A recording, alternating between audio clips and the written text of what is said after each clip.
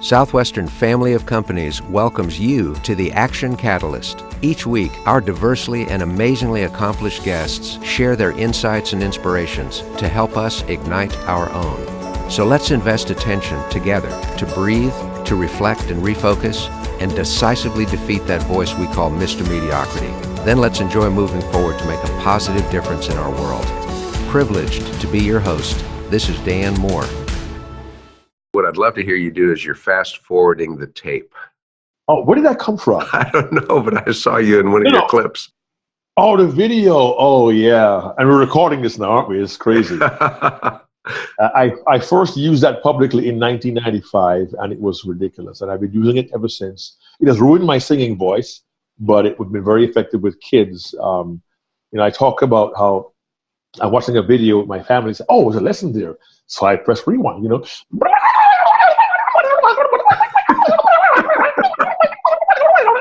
And of course, people say, what is that? I scream and move my lips. That's all it is. But people laugh at it, so I say, okay, fine. well, that's great. Well, we are not going to cut any of that because it was such a brilliant way to start the podcast. So we are delighted, Action Catalyst listeners, to be here today with Mr. Mark Brown. He is beyond an inspirational speaker. He is an Emmy Award-nominated influencer of people. He came to the U.S. at the age of 18 from his home country of Jamaica with just two things, $40 in his pocket and a dream of a better life. And today he's become one of the most popular and significant inspirational speakers in all the world. In 1995, 20,000 contestants from 14 countries entered the World Championship of Public Speaking competition, and Mark defeated them all, was named the world champion. And since then, he's delivered more than 3,500 presentations to more than 1.7 million people in 5 different continents. Mark is really focused on helping people overcome fear. Now, we all feel these fears, but if they can overcome them and reach their maximum potential, then they'll be able to deliver great good to the world. He's been featured in numerous publications and hit his own PBS special, Words Count, with Mark Brown, that was nominated for an Emmy Award. Absolutely phenomenal. Many industries and major corporations bring Mark in to share his message and his insights. And he's also a guest lecturer at premier academic institutions such as Penn State, Xavier, and the University of Florida. Influencing young people and faculty who teach them is fantastic.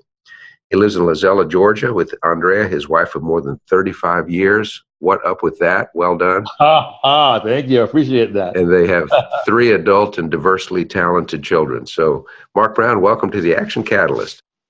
Thanks, Dan. My pleasure. Good to be here. Well, this is so great. Well, let's jump back 40 years or so. What was it that brought you to the U.S.? And when you first arrived here with that $40 in your pocket and a dream, what were some of the significant pivot points and turns of the road that got you to where you are now? Well, besides an airplane, I left Jamaica.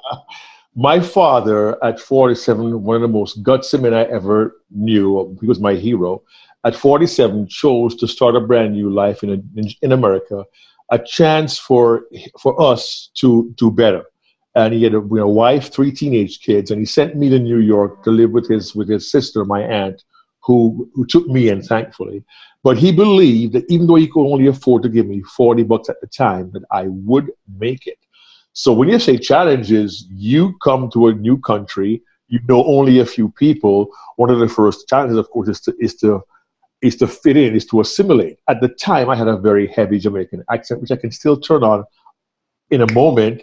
Just ask the man and we can do it for you, don't worry about it, you know what I mean? But I had to adjust to life in a new country, in a new culture. And at 18, you're starting a brand new life. And one of the biggest hurdles for me was what I call my Harry Belafonte moment. He sings a song called Jamaica Farewell. And the chorus goes, sad to say I'm on my way, won't be back for many a day. My heart is down, my head is turning around. I got to leave a little girl in Kingston Town. Well, Dan, I did that. I left a little girl in Kingston Town. Her name was Andrea. Her name still is Andrea. And she became my wife. Last week was 37 years we got married. But leaving the love of your life behind with hardly any money, a place to stay, and no job, a few things come quickly into perspective. One is I have to do that which is necessary to build a life for myself. I got a job at a bank within a couple of days as a bank teller, and I was doing well in training. I got out of training and I messed up and I gave a customer too much money twice the same weekend. And I lost that job, began to work in a vault, and then took a test for computer programming aptitude, which happened to be a good thing for me. I went on a test, and a new career sprung up in 1981 when I was 19 years old. And I realized through every area of my life, I'm going to have challenges. I'm going to face some difficulties. I had a difficult time communicating because I was afraid that my accent would be too heavy and people wouldn't listen to me. But I had to overcome that to make myself more accessible, to be more aggressive, to be more assertive. And eventually I got into computer programming. I moved from the bank through different mergers to Reader's Digest, and there I discovered Toastmasters. I joined the club because my uncle was the first Toastmaster in Jamaica. Late Supreme Court Judge Courtney Orr brought the program there. I said, I'll try it. And I was scared. I was intimidated by the people who were there. They were so good. I thought I can't do what they do. But I stuck with the program, and wonder of wonders, over time, I began to develop and grow. Eventually found a speech contest, which is a story in itself. But the Reader's Digest condensed version is, I won that contest in 1995, and my life has not been the same since. During that process, Andrea and I got married in '82, have three wonderful brats, offspring. Ages now 24, 32, and 35. And it has been quite a journey, but a journey that continues through the ups and downs. And I get great satisfaction now when I get a chance to meet an audience and share my story with them, share lessons I've learned with them from being a father, being a husband, being an employee, being an entrepreneur, to help people realize if a skinny, knock-kneed, buck-teeth kid from Kingston, Jamaica can come to America with $40, gain a world title, and have influence on 5 continents, there's nothing that we can't do, nothing that you can't do. Mm-hmm. That is just fantastic. Now, I did have a chance to listen to your acceptance speech when you won that award. Oh, wow. And you spoke about how amazing it was to be standing there when just 2 years before you'd been on your deathbed. Speaking of second chances, oh my gosh, I don't know anything about that. Yeah, the summer of 1993. What a summer that was. In 1993, I was doing well. I was doing soccer, was my favorite sport. I call it football because you use your foot to kick a ball. But I was refereeing soccer. I was active, and I collapsed one day in the parking lot of a local shopping market in Yonkers, New York. I lived in New York, and I collapsed. I passed out. I was rushed to hospital, and I was told the good news was I had multiple pulmonary emboli. That was several blood clots in the lungs. I had blocked about 65%. Scary. The bad news was there was one massive clot inside the left atrium of my heart, and I was destined to die. I was given at best a 50-50 chance of survival. All this with a wife and 2 small children at home, because Andy was born in '84 and Joel was born in '86. My daughter and my oldest son. So they were under 10 years old, and I was in bad shape. A lot of prayer, some good doctoring, and a drug called TPA to break the clots up, which had not been used in that way before. It really helped save my life. But the interesting thing is this: I believe that God has a plan and a purpose for everybody. I'm not preaching here, Dan. I'm just saying my belief here. Because I went to my cardiologist and I asked him, based on what you've told me, why am I still here? And he gave me this wonderful clinical medical response that I can't match. He said, I have no idea. It's the grace of God.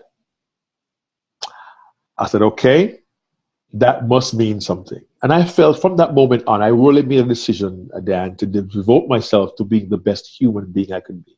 The best husband, the best father, the best dad. And I really began to pursue speaking more aggressively. And that led me to really pursuing excellence, not only as a speaker, but as a person. And it really was, my doctor, my primary care doctor, my wife sat in his office crying when he told her the news. My my aunt, who's a nurse, had called my sister in Florida and said, listen, I don't know when you can come, but somebody needs to come now. You may not see him alive again. That's how dire my case was. I'm thankful I survived it, but I can't forget that.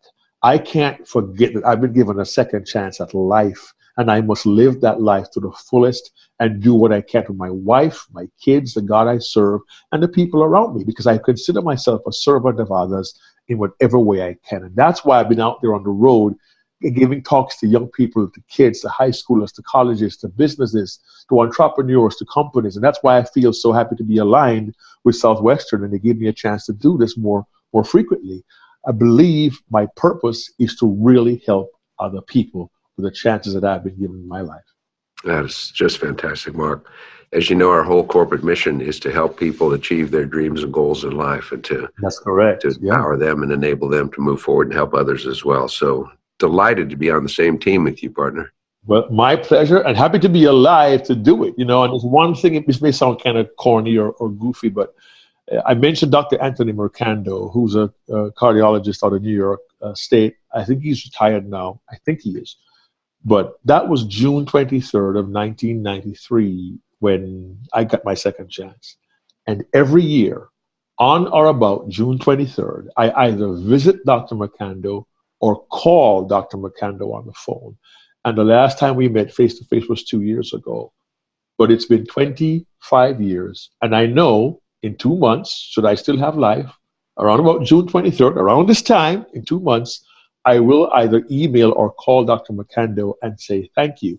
I've done so every year for 25 years. And I'm sad to tell you this, Dan. He told me I'm the only one in his career of over 30 years who's ever done that. But I am so grateful to him and to have my life. I can't help but do that. And it's these kinds of attitudes and actions I encourage people to take in their own lives. When someone blesses you and helps you, encourage them, respond to them, and then pay it forward. So our lives are to be lived in service to others. Well, and maybe in some cosmic, mystical way, you thanking Dr. Mercando is the same reason that a girl who heard you talk when she was in middle school wrote to you 7 years later to say she wow. Words. Yeah, Raquel. Man, you did your homework, Dan. Oh, my gosh. Yeah, Raquel. I don't know what she looks like. All I know is one day I get an email that said, hi, I'm Raquel. You don't know me. You spoke at my school 7 years ago, and you gave your Words Count speech. And the Words Count program is the one that got me the Emmy nomination. She said, I still remember what you said. I use your words to people who I see every day being rude, my coworkers. And, you know, you may not know who I am or you may not recall my school, but I want to say thank you because you changed my life. I mean, for her to track me down and find me, you know, in a different company, different work, she tracked me down, Dan, to say thank you. And I you know, that just really moves me that she would do that. So, wow, you got me good that time, buddy. Give me sweaty eyeballs, man. Well, come on. No, it's all about sharing, and that's totally what your life is about, is sharing and giving, which is so great. Tell us a little bit about Words Count, the message there. Well, the Words Count message was born out of, funny enough, it was born out of an evening I had with my kids back in the early 1990s watching a VHS videotape. For the millennials out there, a VHS videotape looks like a book size, never mind. It's a recording, it's a recording medium. I'm watching Beauty and the Beast, and a scene shows up in the film where the bad guy in the movie, Gaston, who is jealous of Belle, liking this creature called the Beast, who lives alone in a castle, not really bothering anybody. But he motivates and he gets the whole village riled up by using the influence he had. And he got an entire village to attack a castle of the Beast, who was been by himself this whole time. And while they march through the forest, they're singing these words, we don't like what we don't understand. In fact, it scares us. And this monster is mysterious at least. Bring your guns, bring your knives, save your children, save your wives. We'll save our village and our lives. We'll kill the Beast. And literally, Dan, I stopped the video. I did that rewind. I replayed the scene and I forced my kids to watch that scene again. I said, guys, this is a moment for you to learn something. I call it my daddy moment, a chance to teach my kids a lesson. I said, so many of us don't take the opportunity or time to get to know someone. We allow one person to rile us up, to turn us against somebody who is different, and we don't give them a chance to reveal to us who they really are. And that hit me so powerfully. I used that movie to write a 7-minute speech, which I then used to win the world championship. And I developed that into a 45-minute youth program for junior high schools, which I've given to over 1 million kids in the last 25 years. And somebody in Maine said, we ought to record this on audio. And I said, fine. We did an audio recording. It was broadcast in a program called Speaking in Maine. And the producer called me and told me they got more requests for audio cassette overdubs. No, an audio cassette, millennials, is a recording media. Anyway, the Maine PBS heard about this, and they contacted us and said, can we do can we do a video of you doing it, live audience, for a fund drive in Maine in the fall. So we said, sure. They recorded it, had a live audience brought in, did a wonderful program, had a follow-up material, had a bonus material, and a videotape. And somebody took that and submitted that to the Academy of TV Arts and Sciences. I got an Emmy nomination for it. I didn't even know about this. I was asked to go to Boston for the Emmy Awards, and this guy, Dick Bergeron from America's Funniest Home Videos, was the MC, and I did not win the Emmy. I could not beat a production of The Diary of Anne Frank. You're not going to beat Anne Frank. But the idea of this idea, my kids and I watching a movie, I see a lesson for my kids. I share that with an audience. It becomes used across the world, and the video of my speech is still on YouTube to this day.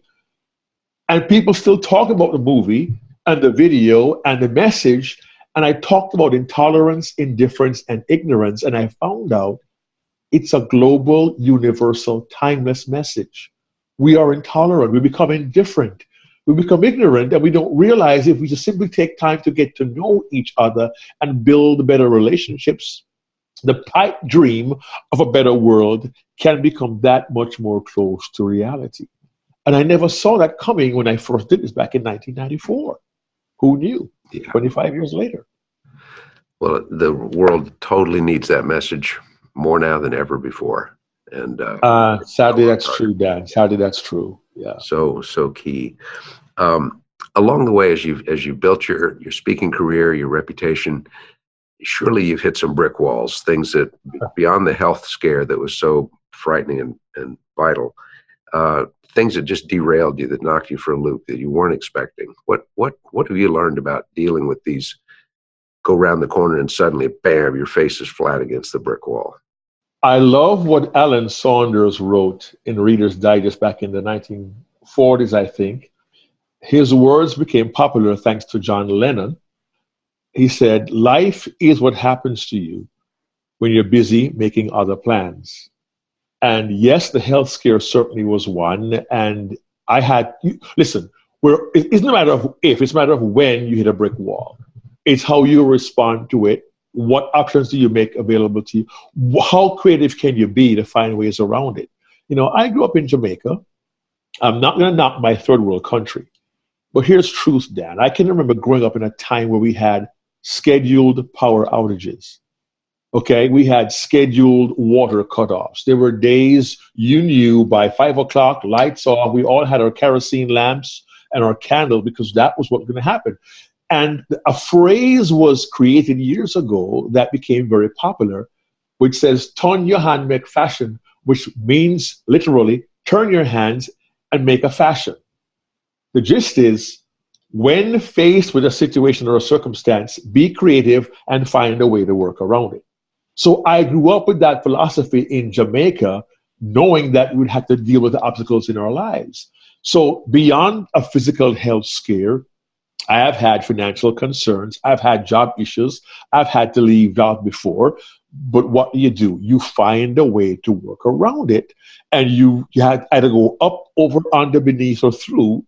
But there's always a way out if you're willing to invest the time, the energy, and the effort to be creative, to fall back on the lessons that you have learned. And for me, I find great strength in individuals who walk alongside you, not the least of whom for me is my wife, Andrea, of 37 years.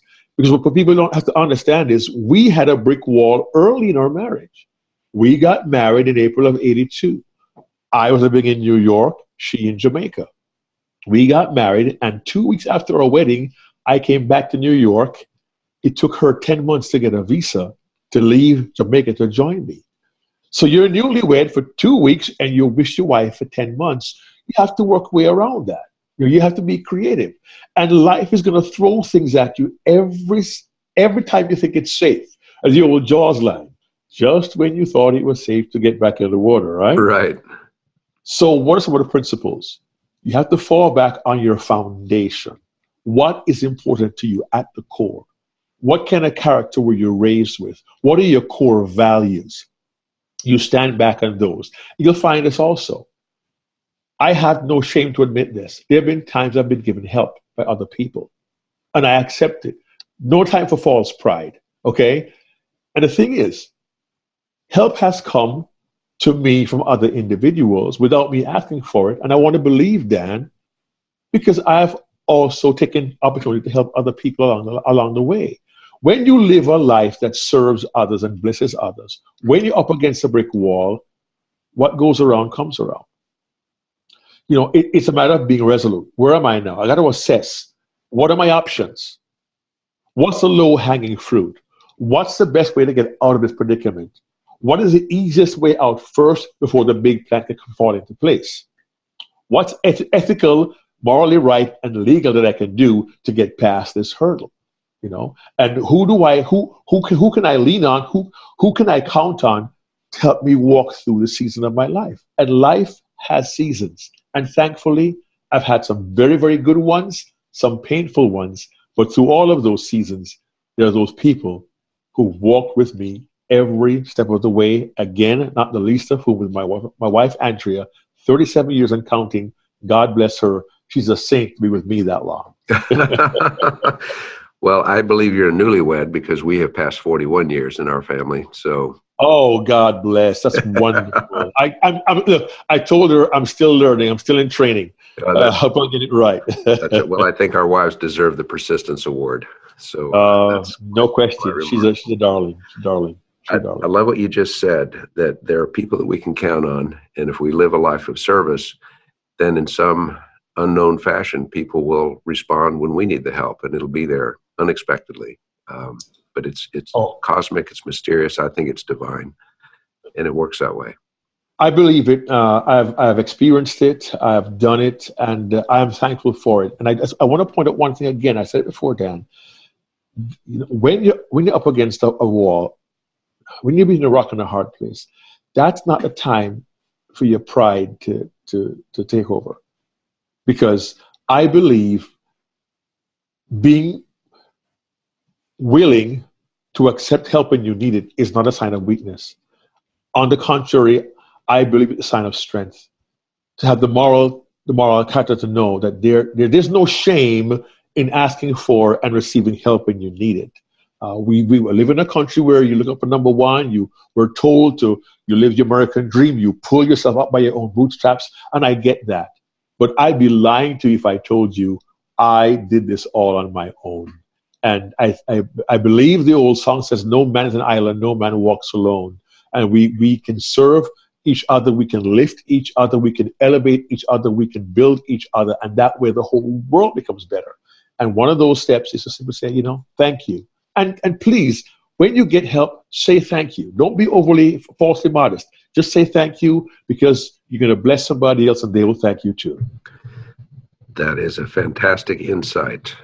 And I'm making notes for myself as well as our listeners. So thank you for that. Well, I appreciate that, Dan. I do appreciate that. Now, you have been so well known. You've traveled the world. You've spoken to so many people. You've delivered this message. You've been the world champion. How do you keep growing? How do you fight that little monster that sits on our left shoulder whispering, it's okay, coast now. You're fine. Just take it easy. Coast? No. I believe, Dan, if I stop learning, I stop living. And some of the ways to do that may sound simple and cliche, but I have in my bottom drawer here, I have a thing called a book. You read books, okay? You read books because they help to educate you. And sometimes books will give you reminders of things that you've done before and things you may have forgotten. One of my talks on personal growth, I talk about going back to basics. And I say that because in our 21st century, we're always trying to find the next new thing, new technology, new ideas, new methodology. But your foundation is never going to change. Now, I don't know what kind of house you have, Dan, if you built your dream house, if you ever remodeled a house or not. Have you ever gone to a house remodeled, Dan? Okay. Now, did you maybe done a bathroom, a kitchen, a living room, a bedroom, but did you ever rip out your foundation and rebuild that? No, because that's always there. And for me, part of learning is going back to basics. Read books. If you don't have time to read the book, look, I ride my riding tractor to cut my grass. It's a 3-hour job. What do? I get Audible. I put the books on here, put my headphones on. I listen to a book. I find that I need mentors. There are people who can still mentor me, who will help me, instruct me, guide me, who I can call on. Before my father passed away in 2017, I'd call him up. He's 84 years old. Hey, Dad, what do you think of this? I keep learning by going to those who have gone before. I still draw on the wisdom of the aged and the wisdom of the ages. I appreciate my Chinese friends. They revere the elderly. Many of us, what we do is our elderly, put them in a nursing home. Whoa, whoa, whoa, whoa, whoa, whoa, whoa, whoa, whoa, whoa. Stop, pause. When's the last time you sat at the feet of an 85-year-old man and let him talk to you? Bring your phone, click record, and just talk to Uncle Dan. Talk to Grandpa. There's wisdom there. That's how I learned and grew. I used to call my dad all the time. And he was such an example to me of how life should be lived. So go to a seminar, attend an event. I go to conferences every year. I go to Toastmasters. I go to the National Speakers Convention. My wife is involved in marketing. I'm going to go with her this week to her convention. There are ways to learn and grow.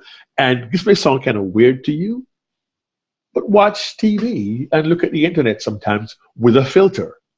Find out what's going on in the world around you. And when someone sends you information, fact check, double fact check, and also triple fact check. But find out what's going on around you. Be aware. Talk to young people. They see things differently. Get their perspective, because the broader your perspective is, the more you can help other people, the more understanding you have what's going on around you. I spent 20 plus years in junior high school with kids who were 13 years old, but I began to hear how they think. I began to understand what they feel. Even my own kids to this day, I love having those conversations. What's the world look like from their vantage point? So to me, I learn and grow by learning to see the world from other people's point of view. I also find I learn by teaching. If I have a skill that I teach, I become better at that skill. Mm-hmm. So there are many ways to grow throughout our lives. And those few have helped me tremendously over the past several years, and I continue to learn and grow every single day. That's great, because when we stop learning, we stop growing, and the next stage is we atrophy, and then we're gone. That's it. We're out of here. Whew. Well done. Well done. Mark, is there a way that you start your day, a thought process that you have formed the habit of adopting first thing in the morning when you achieve consciousness? Well, I don't want to swing my feet out of my bed until I pray. For me, it's prayer. For others, it's meditation, it's affirmations, whatever. I'm not by any means proselytizing here, but as a Christian, I pray. And I don't want my feet to hit that floor before I go to God first and ask for his guidance through the day. I also don't want to go to bed at night saying, thank you for the day I've had so far. Help me to make it better.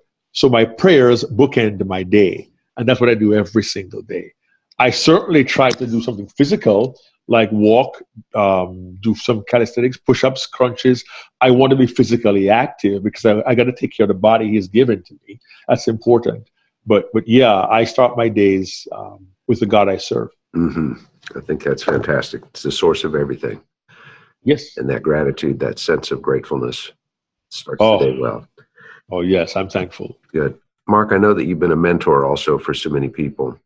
we have listeners right now whose businesses are hitting tremendous obstacles. Some people that are losing their business, they're discouraged. What would you share to encourage somebody who's literally out of aces, Mm. just don't know where to turn? I must be honest with you, Dan. I know exactly how that feels. And I say, well, I don't know what to do next. Sometimes this is going to be hard.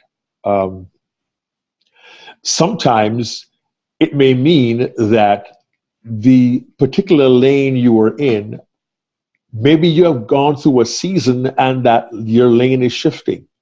I grew up in the computer programming world, and I left computer programming and analysis in 1998 and got into speaking.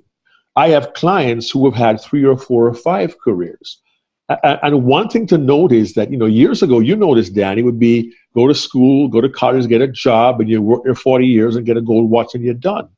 But now careers are shifting at a rapid pace with entrepreneurship, even being a course in college now, entrepreneurship.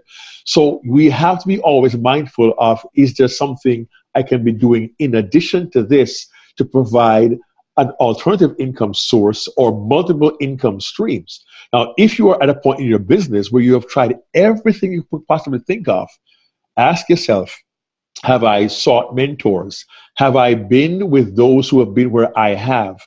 Can I align myself through my network with somebody who was faced with this challenge? Can they probably advise me? Maybe they can't give me financial backing, or maybe they can't give me all the answers, but maybe they've been through this before, and something that they have seen or learned, or some mistake they have made, they can use to help me.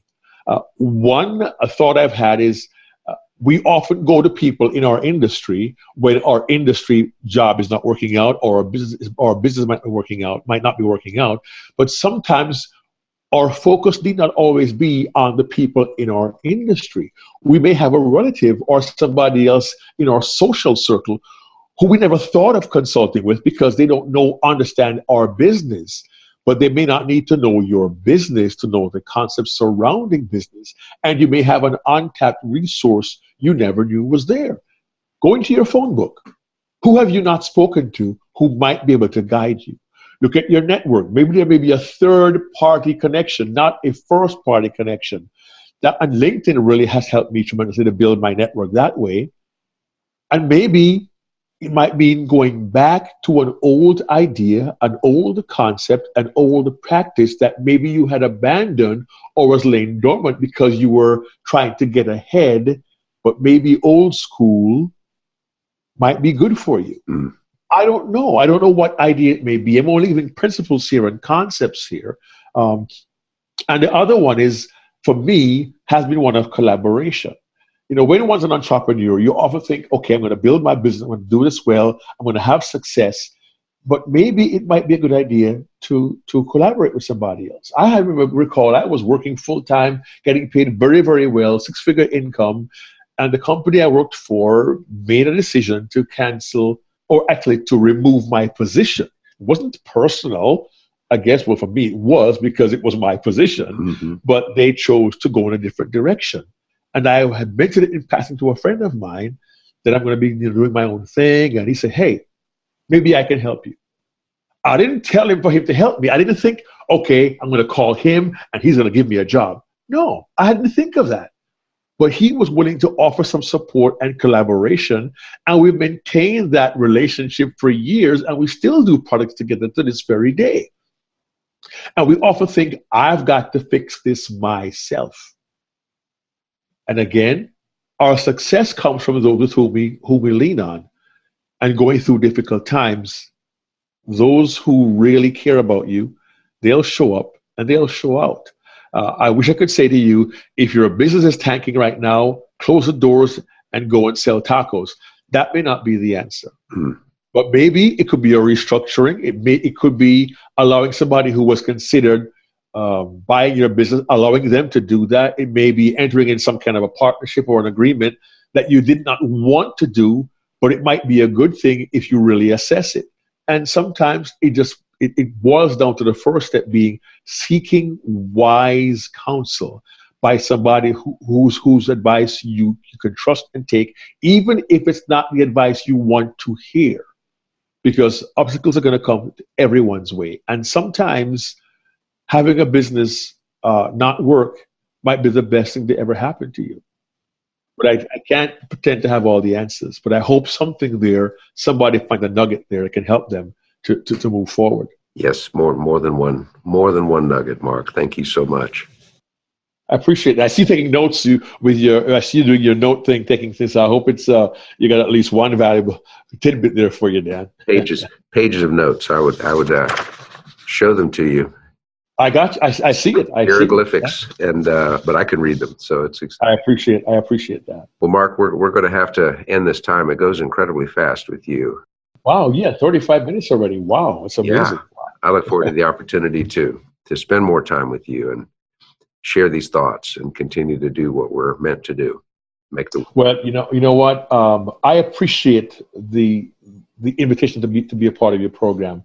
You know, when you think of an action catalyst, you think of somebody who was going to make things happen or do things themselves or make things happen.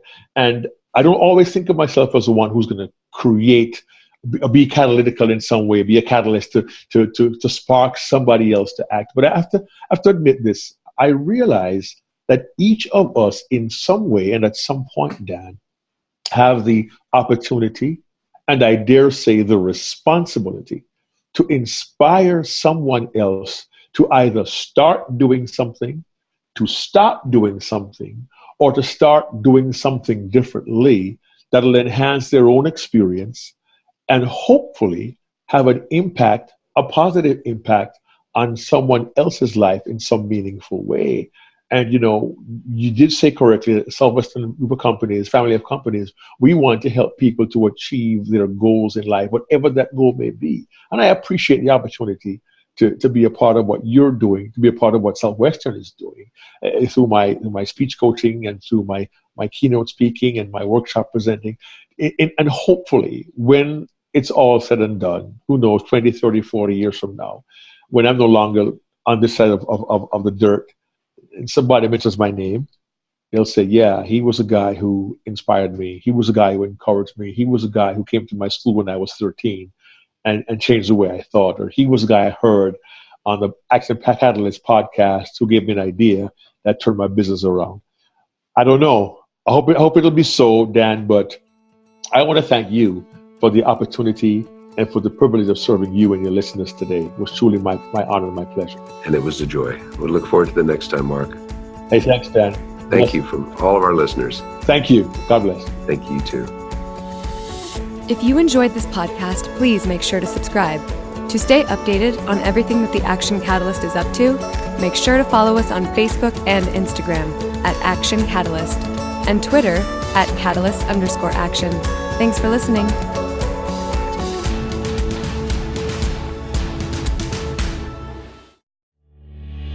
This episode is sponsored by Southwestern Coaching. Southwestern Coaching has helped over 12,000 people increase their incomes by over 25% on average. As a successful salesperson, you know the importance of increasing your sales, but sometimes you might just need a little extra push and accountability to meet your goals and grow your business. Southwestern Coaching will help you increase your income through one-on-one sales and leadership coaching tailored specifically to your needs. Together, we will elevate sales. To schedule your free one-on-one business action planning session with a Southwestern coach, go to www.southwesternconsulting.com/action catalyst.